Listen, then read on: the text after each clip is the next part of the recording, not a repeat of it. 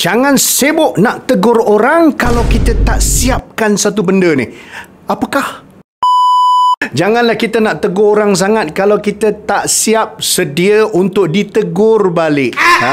Tegur orang tu ada kalanya satu keperluan, tapi dalam masa yang sama kita juga perlulah berlapang dada untuk menerima teguran orang lain terhadap kita. Jangan rasa kita perfect. Jangan rasa bila kita tegur orang itu ini kita terlepas daripada melakukan kesilapan. Jadilah orang yang apabila memberikan teguran, dia bukan datang daripada ego, tapi datang daripada niat untuk membantu orang lain menjadi lebih bagus. Dan kalau nak betulkan orang, pastikan gunakan nada yang betul, bahasa yang betul, pendekatan yang betul. Moga-moga insya-Allah kita sama-sama dapat betulkan diri kita dan orang lain.